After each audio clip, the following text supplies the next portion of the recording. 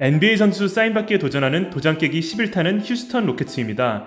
휴스턴에는 3차례 방문할 기회가 있었는데 2013년 올스전 때 처음 가보고 2016년에 국대평가전 때 2017년에는 출장차 가볼 수 있었습니다. 오늘의 이야기는 어떻게 올라주원과 드렉슬러를 비롯한 로켓츠 레전드들을 만났는지 말씀드릴 건데요. 사이사이에 로켓츠의 역사 이야기, 또 휴스턴 올스타전 창반기도 짧게 넣어봤습니다. NBA 팀들의 역사는 얽히고 설켰는데 휴스턴 로켓츠는 지난 편에 나왔던 덴버 너게츠의 전신 덴버 로켓츠와 같은 해인 67년에 샌디에고에서 창단되었습니다. 몇 년이 지나 71년에 연고지를 휴스턴으로 옮겼는데 로켓츠가 샌디에고를 떠나면서 비운 자리를 몇 년 후 클리퍼스가 채우게 되는 거죠. 60년대 말에 두 팀씩이나 이름을 로켓츠로 지은 것을 보면 그 당시 시대상을 알 수 있는데 우주 대항해 시대가 본격적으로 시작되었던 셈이죠. 닐 암스트롱이 69년 7월에 달에 착륙하면서 더 넓은 지평을 향하게 됐습니다. 로켓츠 역시도 팀 이름에 영향을 받았는지 거대한 로켓과 같은 거구의 엘리트 빅맨들을 수십 년간 보유하는 혜택을 누리게 됩니다. 가드진이 풍성했던 피닉스 선수와 정반대였다고도 할 수 있겠네요. 최초의 프랜차이즈 스타는 센터 엘빈 헤이스였는데 동전 던지기에서 블리츠를 이기면서 1순위로 선발하게 되었습니다. 이때부터 시작된 휴스턴의 드래프트와 트레이드 운대는 수십 년 동안 이어지게 되죠. 그런가 하면 휴스턴 대학 출신의 헤이즈를 지명한 것은 몇 년이 지나 샌디에고에서 휴스턴으로 이전하게 될 것임을 암시했는지도 모르겠네요. 결국 71년도에 휴스턴으로 연고지가 변경되는데 나사의 우주탐사 초대형 연구단지와 컨트롤 타워가 위치한 곳이라서 로켓츠라는 팀 이름이 휴스턴만큼 잘 어울리는 곳이 있었을까 싶네요. 70년대 중반부터는 리바운드의 제왕이었던 명품 센터 모제스 말론이 팀을 이끌었는데 79년, 82년에 정규 시즌 MVP를 수상할 정도로 대단했지만 적과 꿀이 흐르는 땅으로 인도하지는 못했습니다. 81년도에 5할 이하 승률 팀으로는 이례적으로 파이널에 진출하지만 레리 버드의 셀틱스에게 발목을 잡히게 됩니다. 영상 후반부에 소개할 올스타 주간 팬 행사인 잼 세션에서는 로켓츠 시즌권자들을 대상으로 한 전야제 행사 때 모제스를 비롯해서 엘빈 헤이스, 하킴 올라주원, 야오밍과 같은 로켓츠 출신 빅맨들의 사인회를 열었는데 하루 늦게 휴스턴에 도착하는 바람에 참석을 하지 못해 엄청 아쉬웠던 기억이 나네요. 2년이 지난 2015년에 환갑이라는 이른 연세에 돌아가셨는데 명예전당에서 말론의 흔적을 실착 신발로밖에 보지 못한다는 사실에 서글퍼지더라고요. 앞서 언급했듯 휴스턴은 유독 드래프트에서 1순위 지명권이 많았는데 그중 한 명이 모제스 말론과 함께 로켓츠에 입단한 존 루카스였습니다. 1순위의 기대만큼 성장하진 못했지만 루카스는 휴스턴에 3번의 각기 다른 지기에 뛴 재미있는 이력을 가진 진성 로켓맨이기도 하죠. 최근까지도 휴스턴의 코치로 활동하고 계시고요. 그런 루카스 코치님과는 정말 특별한 인연이 있는데 올스타전 잼 세션에서 제가 케빈 러브와 1대1을 붙었을 때 클리닉을 지도하셨던 분입니다.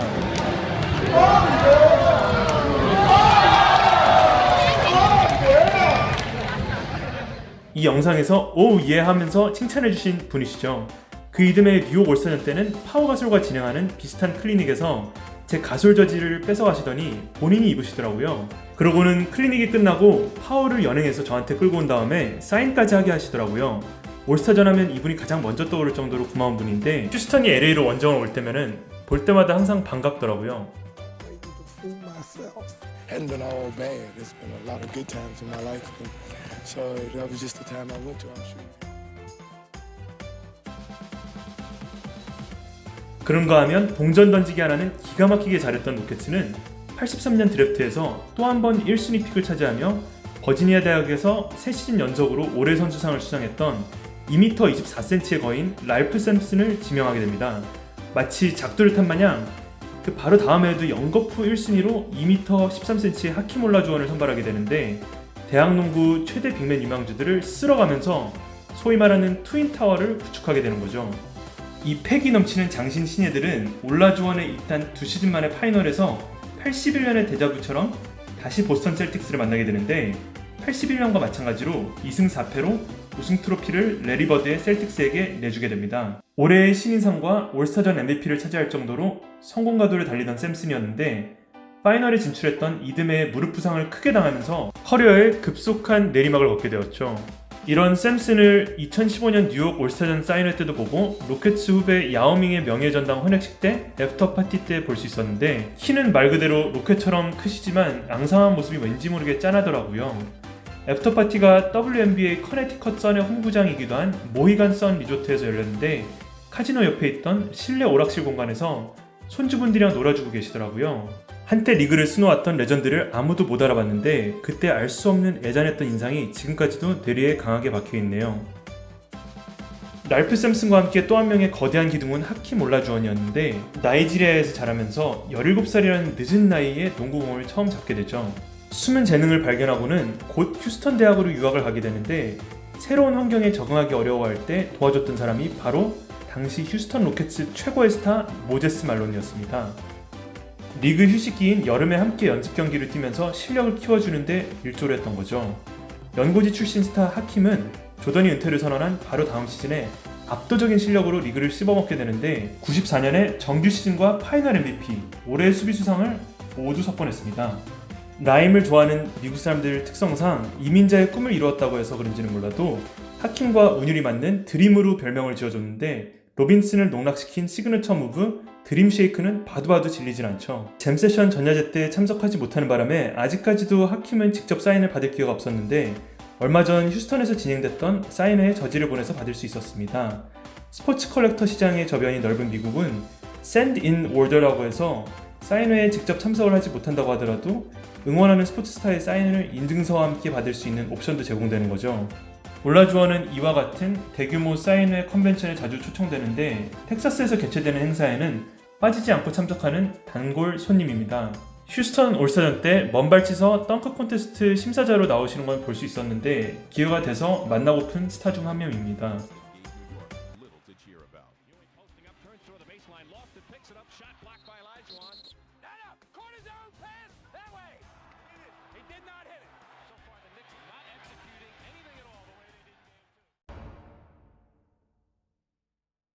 올라주원과 함께 우승을 하게 되면서 새가슴 촉시티에서 강심장 클러치시티로 변모한 휴스턴을 잠깐 살펴볼 텐데요. 샌안토니오 편에서 살펴봤듯 휴스턴이라는 도시의 이름은 멕시코로부터 텍사스를 독립시키는 데 지대한 영향을 끼친 텍사스 공화국 초대 대통령 샘 휴스턴의 이름에서 비롯되었습니다. 뉴욕, LA, 시카고에 이어 미국에서 네 번째로 인구가 가장 많은 남부지방 최고 규모의 도시죠. 앞서 살펴본 우주항공 산업 외에도 의료연구와 정유사업이 발달된 지역인데 저는 정유공업 관련 업무 때문에 3년 전에 출장을 갔던 기억도 있네요. 유전들과 멕시코만 항구가 가까이 있고 운하와 철도가 발달되어 있어 세계 최대 규모의 정유공업지대 중 하나입니다. 클라이언트의 정유공단으로 초대되어 갔는데 단지 안에서는 촬영이 제한되어 밖에서만 찍었는데도 실제로 규모가 어마어마하게 크더라고요. 휴스턴은 멕시코 접경지대와 가까워서 텍사스와 멕시코 요리를 혼합시킨 텍스맥스 스타일의 음식이 유명한데 저희가 흔히 알고 있는 화이타, 캐사디아와 같은 음식들이 미국화된 멕시코 음식이라고 이해하시면 될 것 같네요. 깨소라고 치즈를 녹여낸 디핑 소스도 유명한데 느끼하면서도 굉장히 맛있게 먹었습니다.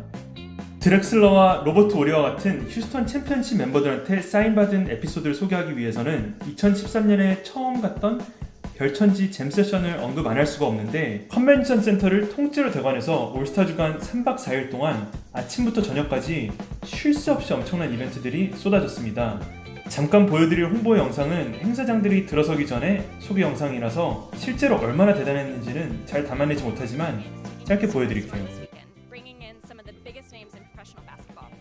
Today at the NBA Jam Session, which provides the ultimate Jam Session here at the George R. Brown Convention Center is going to be the place for regular fans to be able to come and experience All-Star Weekend. We're a 500,000 square foot event, so whether you're 6 or 60, there's something for you to do here at Jam Session. Just over my shoulder, you'll be able to see your own Houston Rockets and come in and take a picture right next to James Harden. You can do pretty much anything here with the basketball for the course of 4 days. This year, again, the Marquee Interactive Fan Event. We've got seating for about 1,000. And fans can come down, see NBA mascots, see NBA players, see your own Houston Rockets players throughout the weekend. We'll be giving away All-Star tickets, celebrity game tickets. We'll be doing a ton of fun giveaways. We know for sure that NBA legend and Houston legend Clyde Drexler will be here throughout the weekend signing autographs.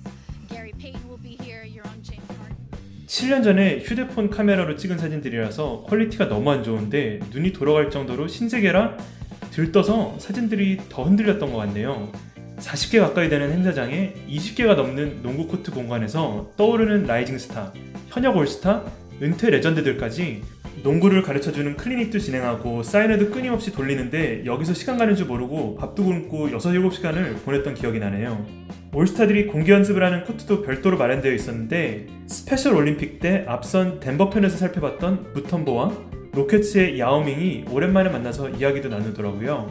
입장을 할 때 스케줄표를 나눠줬는데 보이시겠지만 9시에 카이리 어빙 사인회, 9시 반에 제임스 하든 라이브 미술전 행사, 10시에 케빈 러브 사인회, 11시 반에 앤서니 데이비스 사인회, 12시 반에 로켓츠 레전드 로버트 오리 사인회, 1시에 스테픈 커리 클리닉. 그냥 말이 안 되는 일정이었습니다.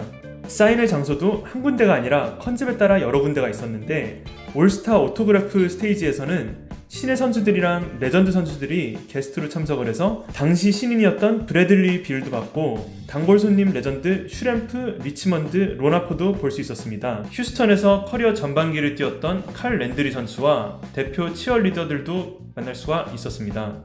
스프린트 통신사 부스에서는 케니 스미스, 로버트 오리, 데이비드 리 등이 사인해줬고 기아자동차 행사장에서는 가장 인기가 많은 로켓츠 출신 선수들과 떠오르는 스타들이 초대되어서 Q&A도 진행을 하고 카이리 어빙, 앤서니 데이비스와 같은 떠오르는 스타들을 볼 수 있었습니다. 잼 세션 외에 실제 올스타 주간 경기들도 재밌었는데 1-2년 차들이 뛰는 라이징 스타 챌린지에서는 지금 리그를 호령하고 있는 슈퍼스타들이 다수 출전했습니다. 이때 워리어스 편에서 살펴봤던 레전드 크리스 멀린도 옆자리에서 이야기를 나눴는데 그때 봤던 카이리 어빙의 드리블 쇼가 아직도 눈에 선하네요. 브랜든 나잇을 농락시킨 크로스오버에 입을 못 다물었고요.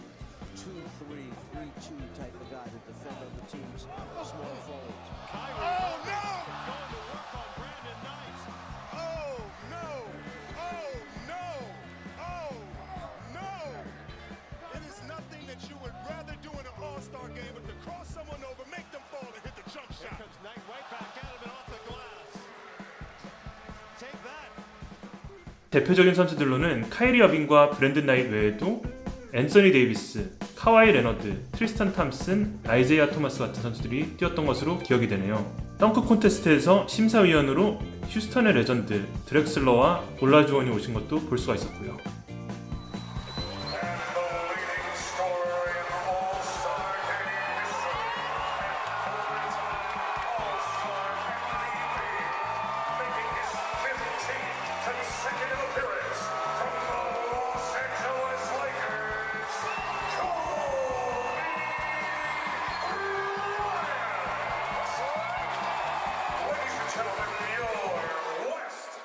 올스타 행사장으로 다시 돌아가보면 이때 로버트 오리를 처음 봤는데 역사상 가장 위대한 롤플레이어 우승 청부사라고도 부를 수 있을 것 같네요.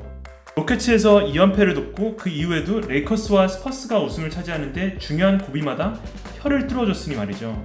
지금은 레이커스 지역방송 스펙트럼 스포츠넷 커멘테이터신데 레이커스 팬 행사 때는 빠지지 않고 참석해서 자주 보게 됩니다. 알라바마 깡촌 출신이신데 남부 사투리가 굉장히 정겨우시죠. 올라주원과 함께 휴스턴 대학의 전성기를 이끌었던 드렉슬러는 포틀랜드의 에이스로 활약하다가 휴스턴이 첫 우승을 차지하고 난 다음 해에 로켓츠에 합류해서 두 번째 우승의 주역이 되었죠.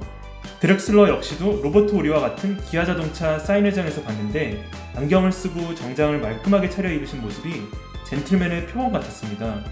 요새는 로켓츠의 중계진 일원이어서 토요타 센터에 가면 항상 볼 수 있죠.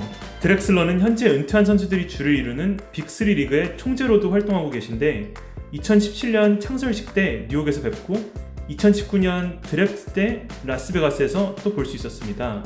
경기장에서나 사인회가 아닌 이상 사인하는 걸 극도로 싫어하셔서 그냥 인사만 드리는데 그러고 보면 원조 드림팀 멤버들 중에서는 팬 서비스를 가급적이면 회피하는 분들이 많으신 것 같네요.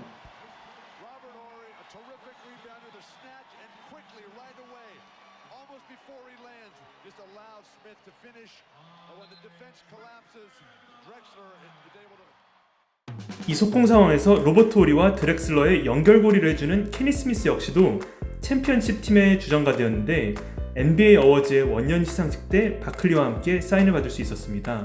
입담 하나만큼은 최고죠.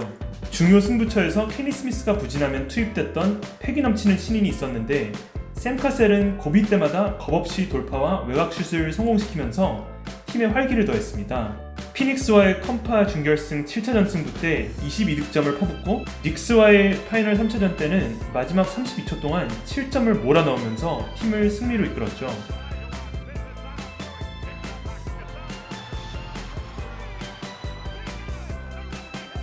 지금 봐도 농구 성지 메디슨 스퀘어 가든에서 신인이 패기 넘치게 슛을 성공시키는 장면은 놀랍네요. 하셀은 지금 클리퍼스의 어시스턴트 코치로 활약 중인데 선수 때 19금 세러머니는 어딜 가고 깔끔한 수트 차림으로 경기장에서 자주 볼 수 있습니다.